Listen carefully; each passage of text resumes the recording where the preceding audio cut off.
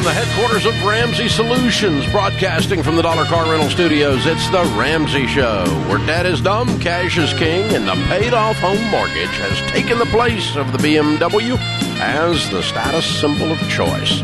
I'm Dave Ramsey, your host. Thank you for joining us, America. It's a free call at 888-825-5225. My co-host today, Ken Coleman of The Ken Coleman Show, Ramsey personality, #1 best-selling author, as he talks about careers, finding your passion, getting the right kind of job, and even getting the promotion over at the place you love.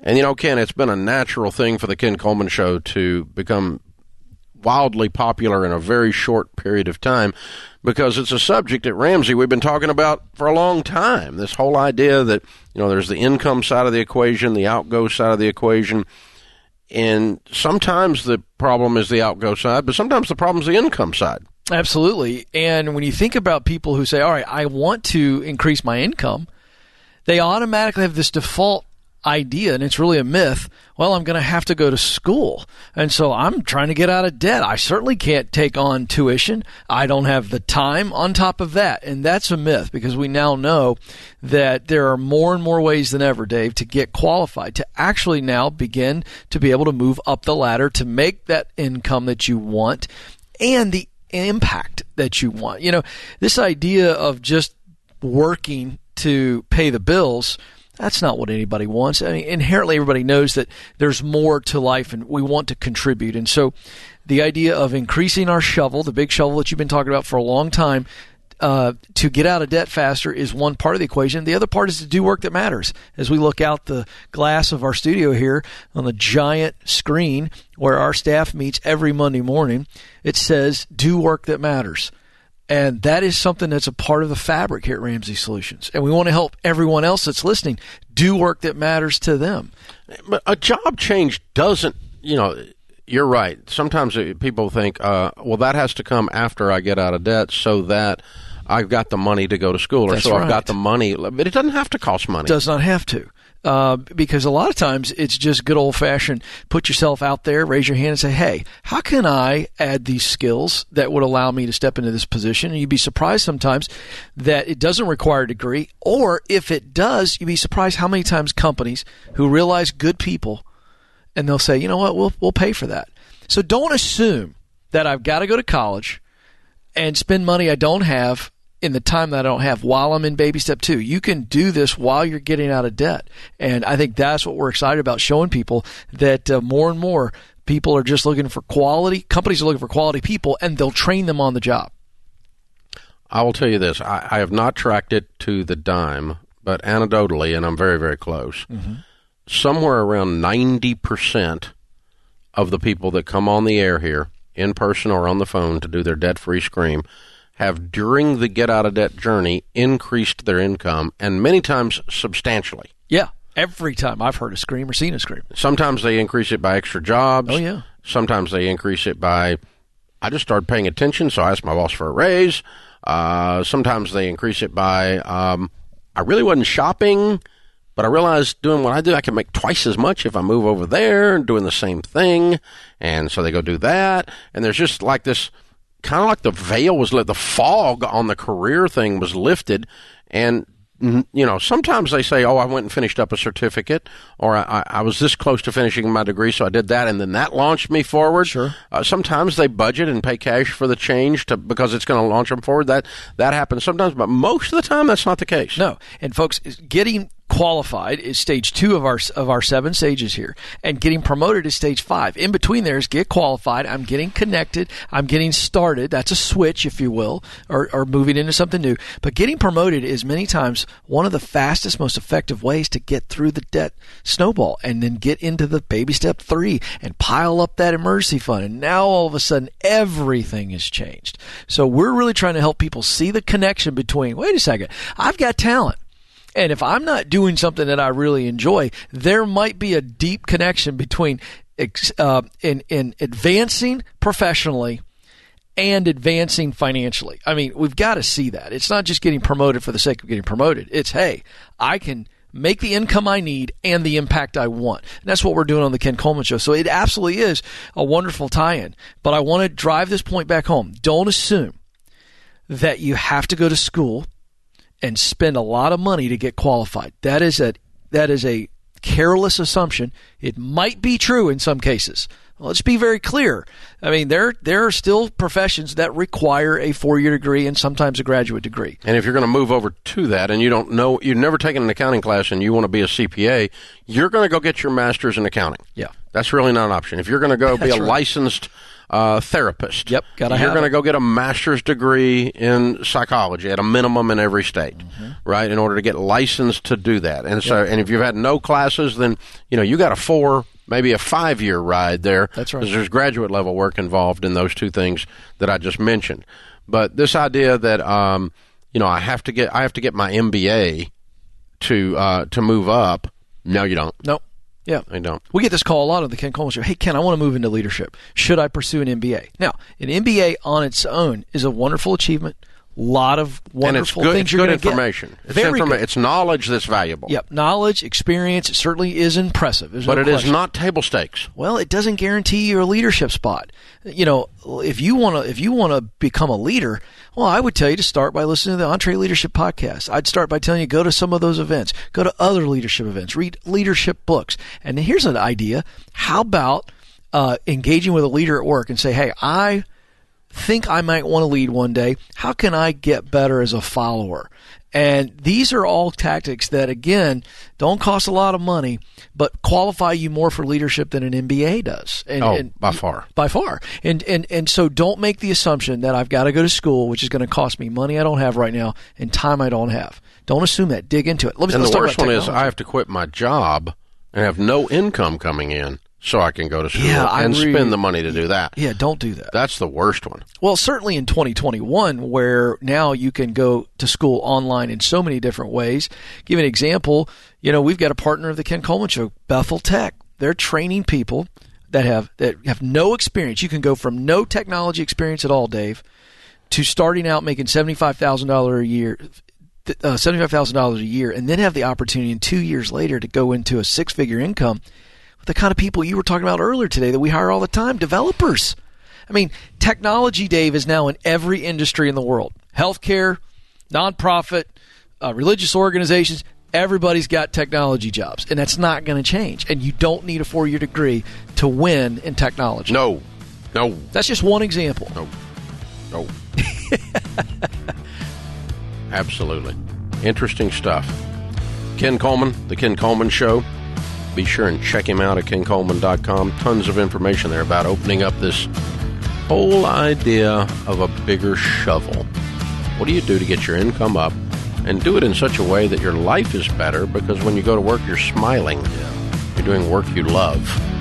This is The Ramsey Show.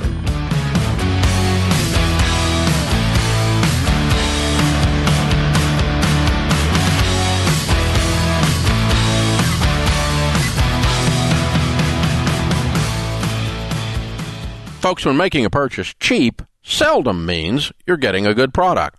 So when it comes to home security, you won't find a better value than my friends at Simply Safe. Starting at just $15 a month, you get 24/7 professional monitoring that will send the police, the fire, or the medical professionals the second danger is detected. And right now, if you visit simplysafedirect.com, you'll get a free HD security camera with any new system. That's simplysafedirect.com.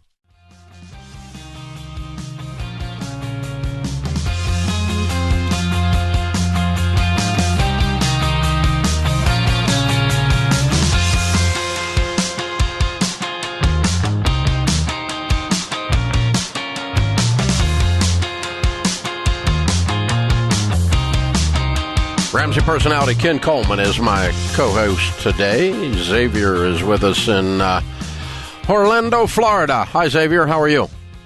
How you doing, sir? Good, man. What's up? Yeah, I have a question. So my wife and I, we just started the baby step 1 Monday. I was reading the book when I get to the part where it says that I have to have all my bills current. So my question is, before we do the $1,000, we have to have all the bills current. Right. So my question is, when you're so far behind, sir, how you get to be current? Okay, that's a really good question. Thank you for calling. It's not to say you're punished, but the baby steps don't work while you got these hornet's nest of bills chasing you, right? So we got to get the things calmed down to be able to work the baby steps. So I appreciate you a lot calling in, because that's where Sharon and I found ourselves a few years back, is in that same situation. Okay, what are you behind on? One car payment is a month, 2 months behind. You know, my light bill's a little bit behind, and the insurance a little bit behind. What else? That's about it, to be honest with you. Okay, how much is your car payment? I have one is $350, and the other one is $500. What are you behind on? The $500?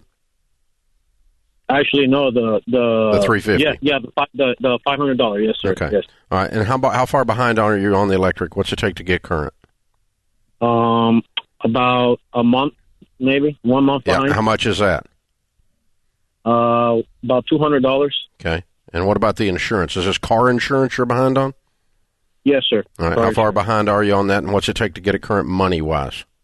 It's going to take maybe $357.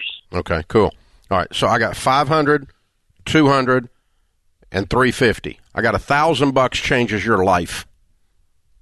Okay. You see how I did that? Yes, sir. What do you guys make? What's your household income? Between my wife and I, we make $89,000 a year. Okay, great news, right? Okay, so here's what we're going to do. You're going to get on the online. I'm going to give you Ramsey Plus, which will get you hooked up to the full thing, man. You put you in Financial Peace University, the class that almost 10 million people have been through. But most importantly for this discussion, it's going to put you into every dollar with the premium version where it hooks to your bank account to do your budget. And you and your wife are going to sit down tonight, and you're going to work on that budget using that Every Dollar app, okay? Oh, are you? Yeah? I'm going to give you the whole thing free. Oh, my. Because I really appreciate that, I've been where you are. I've been scared. I remember how it feels. How old are you? Sir, I'm not scared. I am freaking out, to be honest with you.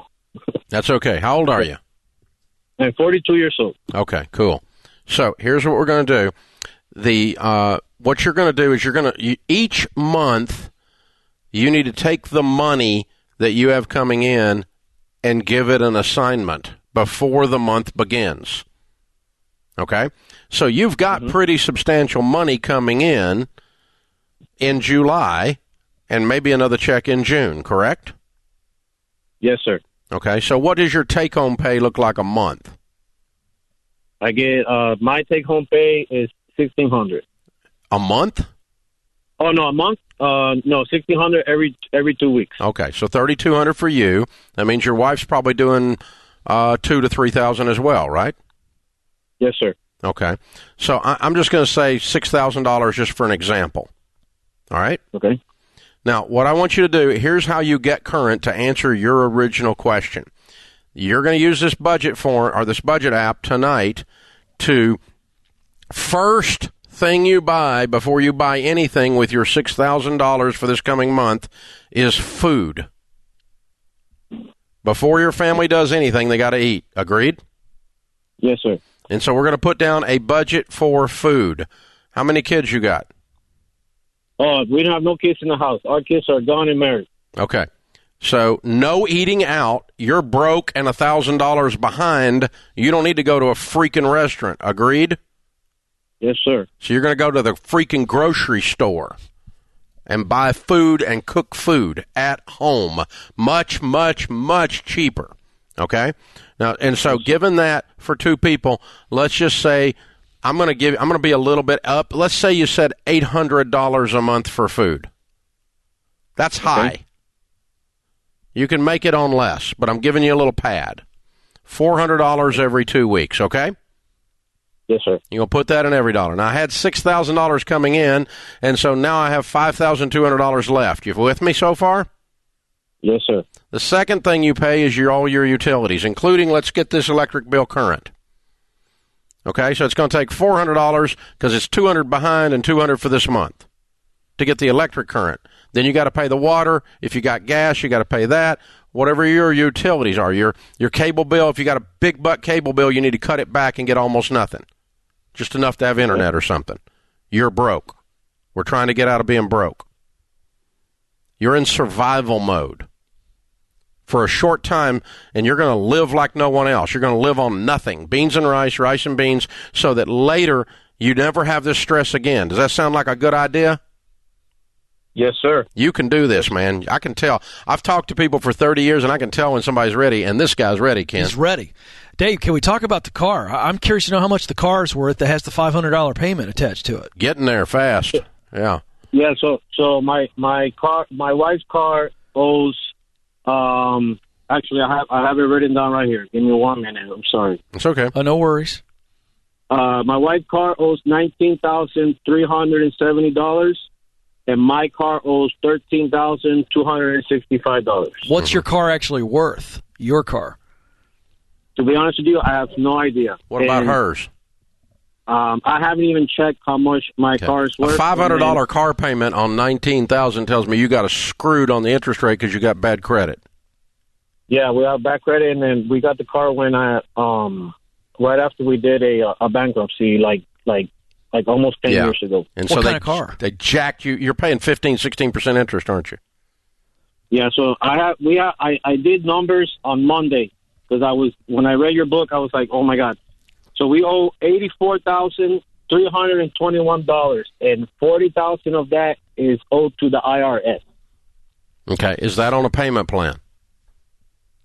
So I called the IRS last week and submitted my paperwork like 2 months ago, and they still have not received it. So I don't even know. Okay, when you get off, you get online at RamseySolutions.com and click on Tax ELP and find one of our tax providers to help you get an arrangement made for a payment plan with the IRS until you can get them paid off. But you need to get them on a payment plan because they're going to surprise you and come take stuff like your check.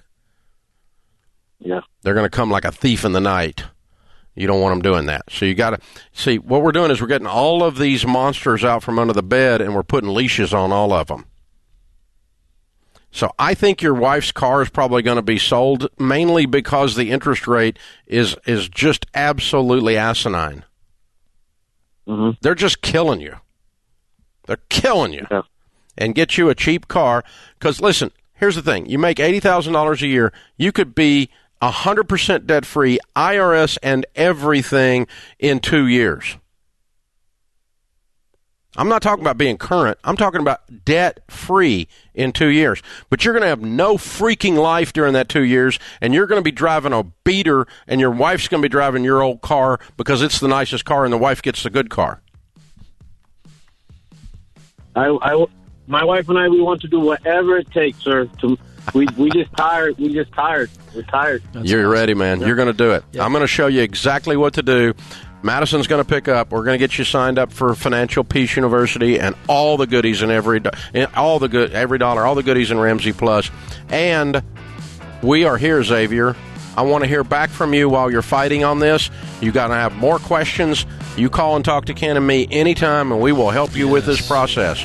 I'm so proud of you. You're why we're here.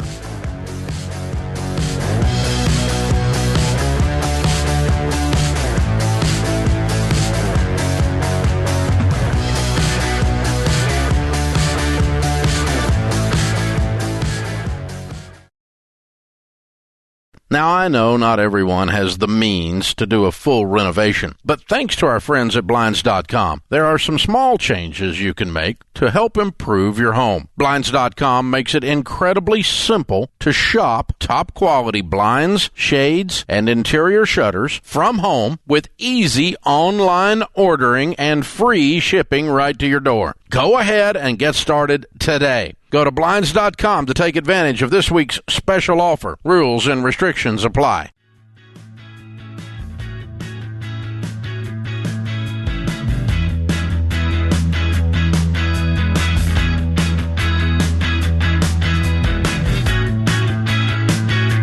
Logan is with us in Louisville, Kentucky. Hey, Logan, how can Ken and I help?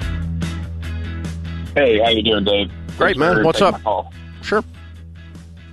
So my dad passed away recently, and I was fortunate enough to receive a pretty large inheritance.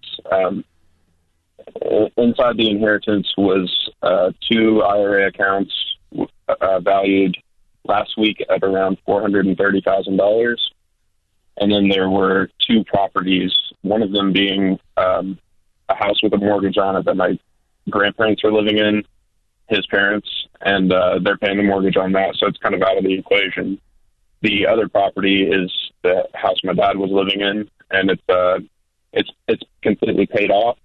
And so I guess my question for you, Dave, is, I know the market's really hot right now as far as real estate goes, so would it be smart to sell that property, or should I start to learn how to be a landlord and maybe rent that out? How old are you? And I'm 24 right now. Say again, you're how old? 24, sorry. 24.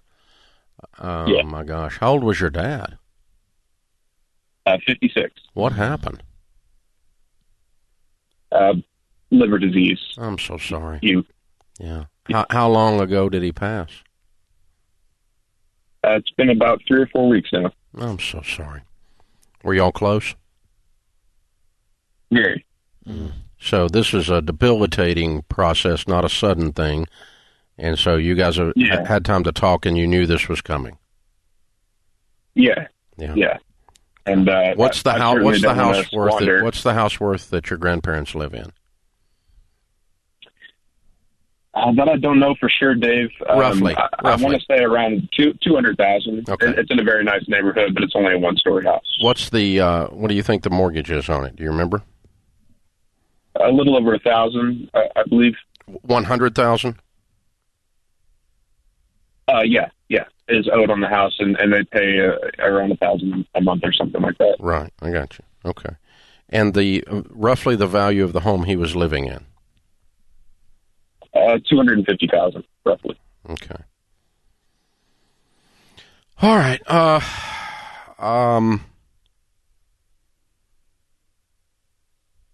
Do you own a home? I'm currently living with my girlfriend.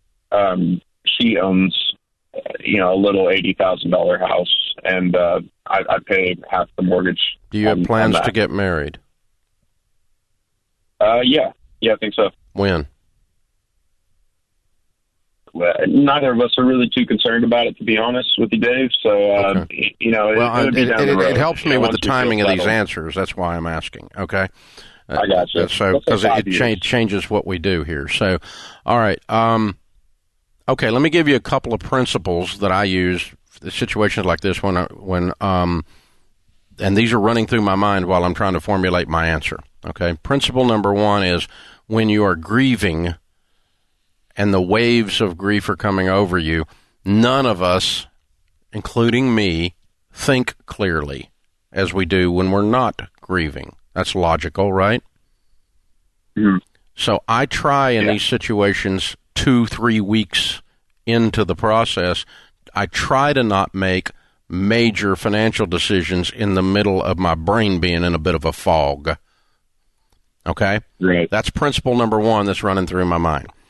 The other piece of information I know is that an inherited IRA is going to require that you drain it over a 10-year period of time under current law.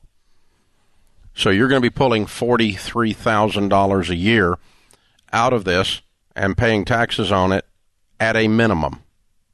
The law is going to require that. Okay? The other thing that's running through my mind is if Grandpa and Granny are going to stay in that house that you now own, I assume there was a will. Yeah. Okay. That you now own or you will own when probate is done, because you're going to have to run this through probate, and you're going to have an attorney to do the estate, help you with that stuff. There's a process here on these properties to get them moved into your name. But when you get the other side of that, then I'm going to want Grandpa and Granny's house to be paid off and from something. Right. Okay? The third thing that's running through my mind is if you've never really had big aspirations of being a landlord, this is not the time. Yeah. Don't become a landlord by default, by catapult. Okay? So there's no huge rush, But by this time next year, I'm probably selling the house that he was in. And I'm going to use that money to pay off Grandpa's mortgage. And Grandpa can pay you back, or Grandpa can live there free, your choice. I don't care.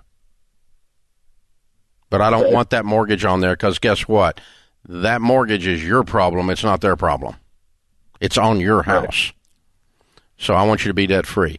And somewhere in this soup that we're stirring up, this gumbo that we're adding ingredients to as I keep stirring here, is possibly you getting married and buying a home with some of this money with your new wife. But we're certainly not going to pay off someone else's mortgage that you're not married to, so you do not pay her bills under any circumstances. Yeah. Okay. And just some background on that, Dave. So I don't intend to live in this house, not the grandparents' house, but my dad's house. My grandma actually died last year on my mom's side, and she left property to my mom, and it's out in the country and has an acre, and I think me and my girlfriend were probably going to move there within the year. So I as far as the okay.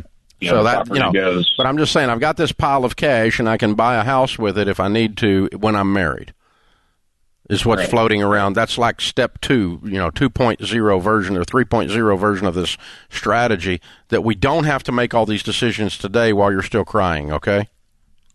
Yeah. It's okay to take your time. There's no rush. If you don't put the house on the market till the fall because you go through and clean it, you have somebody clean it. You give yourself some time to breathe and grieve, and that's just normal human stuff, man. You don't need to be like a robot, RoboCop or something here with no feelings. Yeah. Okay?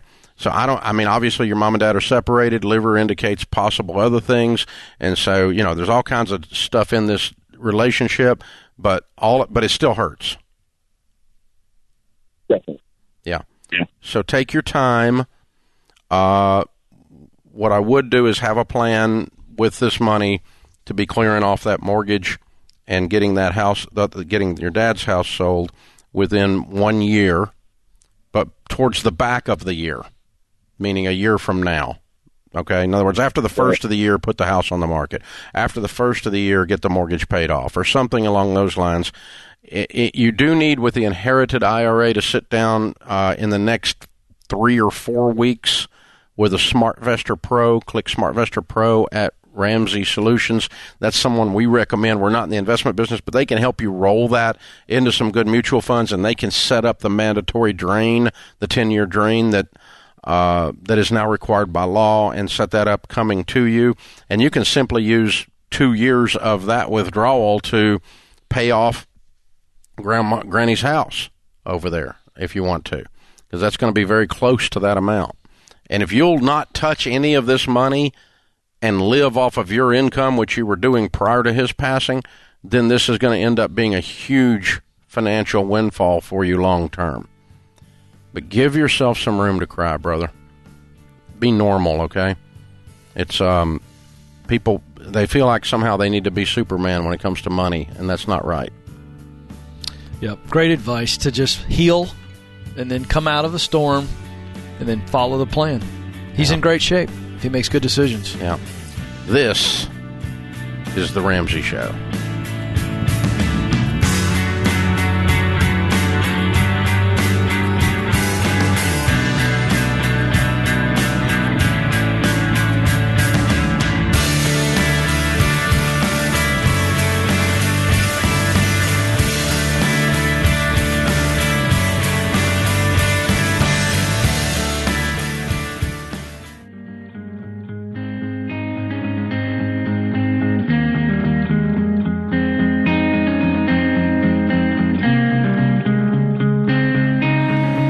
Our scripture of the day, Proverbs 17:17. A friend loves at all times, and a brother is born for a time of adversity. Mother Teresa said, some people come into your life as blessings, other people come into your life as lessons. Isn't that the truth?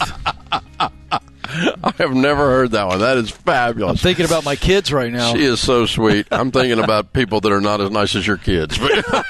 That's true, too.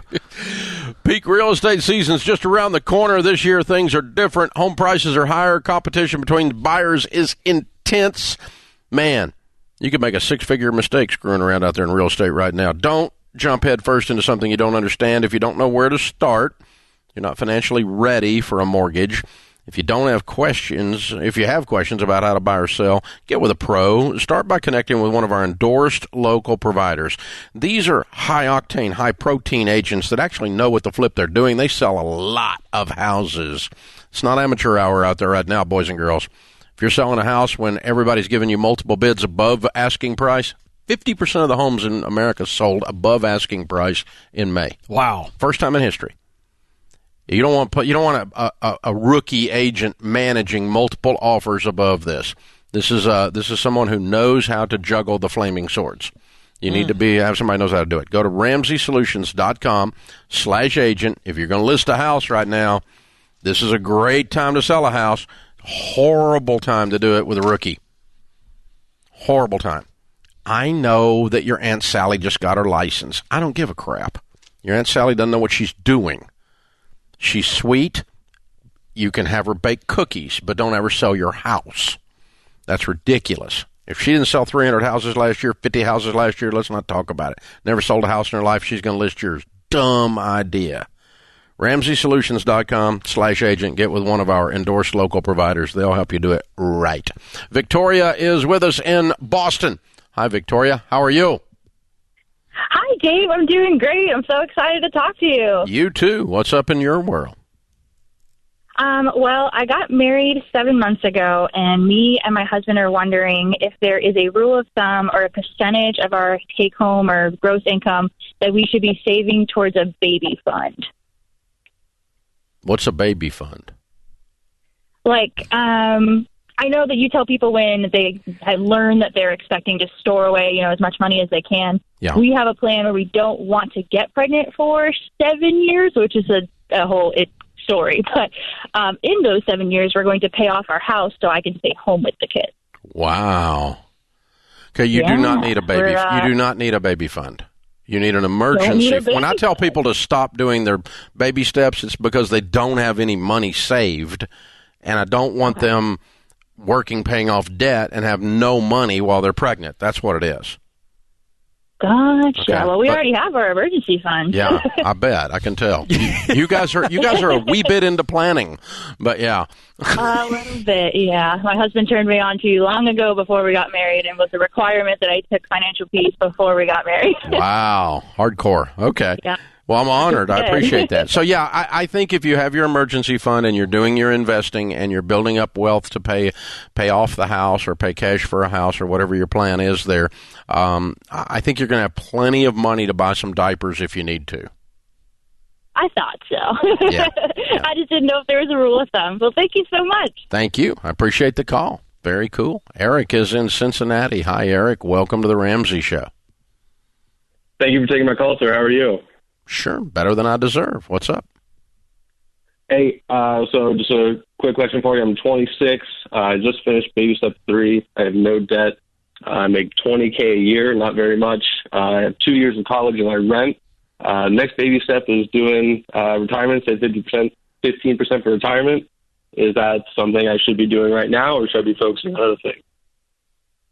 You said you have 2 years of college? Yeah, I dropped out after 2 years. My parents were fortunate enough giving me some money. Student loans cover the rest. And okay, so you're 20. Wait, you make $20,000 a year? I'm 26, correct. 26, and you make $20,000 a year. Okay, so what are your career plans?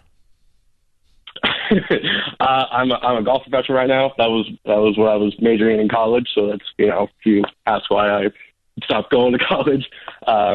But yeah, I'm a teaching professional. I've grown up playing golf all my life. It's what I love doing. But right at some point, I gotta make those life decisions. Are you a teaching pro? Is that what you mean when you're a professional? Correct. Okay. Correct. Checking. Why are you only making $20,000? I'm on salary for $2,000 a month. After taxes is about $1,750, and just what it is. You kind of have to get your way through in that. And you don't get paid per lesson or anything? that's like, they call that tips, more or less. But yeah, probably about $60 a lesson. So yeah, it's nice. It's a little something, but to say that's. But you're not doing many lessons. No, I probably do about 5 a week, 5 or 6. It's probably about once a day, maybe twice. I don't understand how you're only making $20,000. I've got friends that are teaching pros that are making really good money teaching with lessons. Yeah, right. Most of my hours are in the shop. I'd say I'm being a teaching professional. It's not, it's not my so you're on primary job there. But yeah, I do about 8 to 10 hours in the shop, and then times in the mornings. And I teach. All right, what's the next rung on the ladder? Because it's been a while since I've talked to somebody who's doing this. You're in the shop, basically minding the pro shop, and then you're doing a little bit of extra teaching for not much, $60 a lesson. So what's the next step up? What's that look like financially? It'd be a head pro, or you're doing teaching all the time, and what you're thinking. But Brett, I'm more calling to ask as to say, hey, should we be doing a new career path? Should we go back to school? That kind of thing. No. If you want to be a golf pro, no, you don't need to go back to school. I mean, you're already in. This is it's a pay your dues business, much more so than a lot of industries. You got to kind of slog, and you know how political it is too. You kind of got to look for an opening somewhere else, because it's probably a long shot that the guy who's the head pro now is going to just up and leave. So you're going to have to be head on a swivel, very aggressive, networking, connecting like crazy, because it is very hard to get a head pro job. Right. Yeah. You're starving to death, and unless you put in place a plan to move up this ladder, yes, you do need to do something different. Yeah. And you don't sound very intense about it. You sound kind of flippant about it when you're talking about it. I'm pretty happy with how my life is going. I'm always seeking new opportunities. But I'm getting to working right now, building a resume in a sense. I mean, if you want to say no, then fine. But Okay. Yeah, you need to start saving 15% of your income, but you need to work on your income. Yeah, that's what it comes down to. You're not making much money, and you need to have some kind of a goal for your life that when you're 36, you're not making the same that you're making when you're 26. Yeah, I you know what? Dave normally calls me nice guy. I'm not going to be so nice here. This is, I know this industry. My brother started in it now as a Division III head golf coach.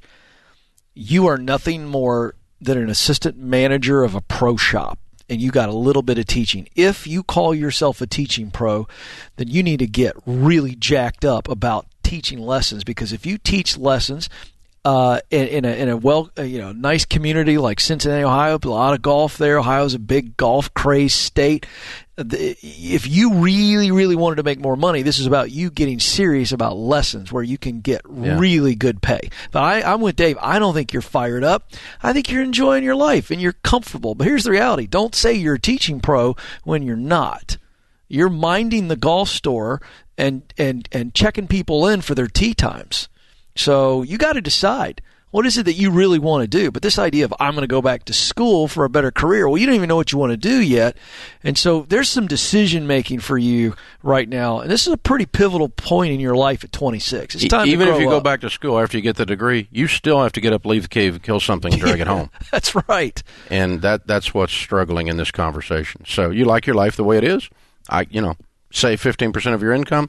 But, dude, if you make $20,000 the rest of your life, you're going to struggle, period. I mean, you're going to be at the poverty level. That's what it amounts to. That puts this hour of the Ramsey Show in the books. Thanks to Ken Coleman, my co-host today. James Childs, my producer, and Madison, our associate producer and phone screener. I am Dave Ramsey. We'll be back with you before you know it. In the meantime, remember, there's ultimately only one way to financial peace, and that's to walk daily with the Prince of Peace, Christ Jesus.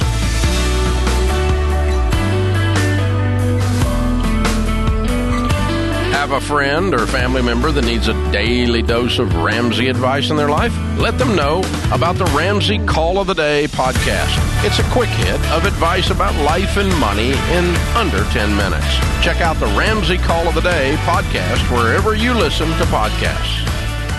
Feel like you're in a rut and living life just going through the motions? Build confidence in yourself and learn to trust the God who created you. Check out The Christy Wright Show, where Christy inspires you to break through your limitations and create the life you're proud to live. Hey, y'all, I'm Christy Wright. It's so easy to feel stuck. You live life just going through the motions, doing dishes, doing laundry, carpool lines, and a whole list of commitments that bring you no joy. Why do we live like that? That's why I want you to check out The Christy Wright Show. Each episode will help you build confidence in yourself and the God that created you.